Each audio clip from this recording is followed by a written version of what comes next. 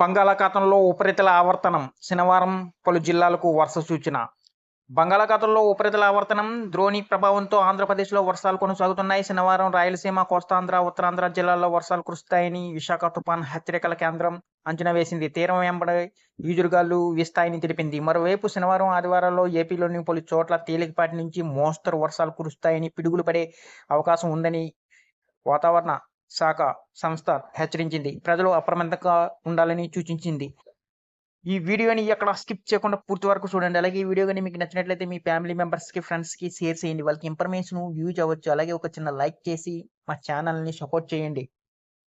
పశ్చిమ బంగాళాఖాతంలో ఉపరితల ఆవర్తనం కొనసాగుతుంది. దీని ప్రభావంతో శనివారం ఆంధ్రప్రదేశ్‌లోని పలు జిల్లాల్లో వర్షం పడనుంది. వచ్చే 24 గంటల్లో శనివారం ఏపీలోని ఉత్తరాంధ్ర, కోస్తా, రాయలసీమ జిల్లాలో వర్షం కురిసేందుకు అవకాశం ఉందని విశాఖ తుఫాను హెచ్చరికల కేంద్రం అధికారులు వెల్లడించారు. అలాగే 30-40 కిలోమీటర్ల వేగంతో ఈదురుగాలులు వీచే అవకాశం ఉందని తెలిపారు.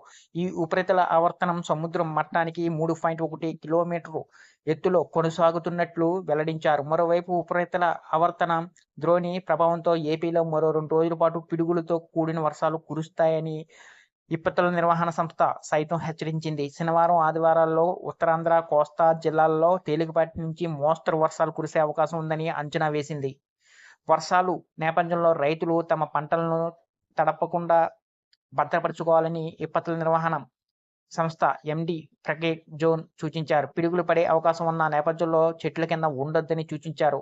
వర్షం కురిసే సమయంలో శిథిలావస్థలో ఉన్న భవనాలు, భారీ హోర్డింగ్ల కింద నిలబడవద్దని సూచించారు. ఉరుములు, మెరుపులతో కూడిన వర్షం పడే సమయంలో మరింత అప్రమత్తంగా ఉండాలని హెచ్చరించారు. మరోవైపు ఎండాకాలంలో కురుస్తున్న ఈ అకాల వర్షాలతో పగటి పూట ఉష్ణోగ్రతలు తగ్గి ప్రజలు ఎండ వేడిమి నుంచి కాస్త ఉపశమనం పొందుతున్నారు. అయితే రైతన్నలకు మాత్రం ఈ వర్షాలు నష్టాలను మిగిల్చుతున్నాయి.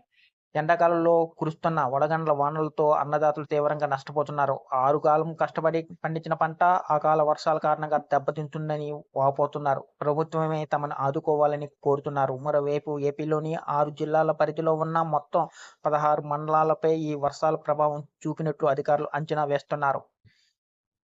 అకాల వర్షాలపై సీఎం చంద్రబాబు నాయుడు గారు సైతం ఇప్పటికే ఉన్నత అధికారులతో సమీక్ష నిర్వహించారు. అకాల వర్షాలు, వడగండ్లు వానలు పడే చోట ప్రత్యేక చర్యలు చేపట్టాలని అధికారులను ఆదేశించారు. ముఖ్యమంత్రి ఆదేశాలతో అకాల వర్షాలు, వడగళ్ల వానతో పంట నష్టపోయిన రైతులకు ప్రభుత్వం నిబంధనల ప్రకారం పరిహారం అందిస్తామని విపత్తుల నిర్వహణ సంస్థ వెల్లడించింది.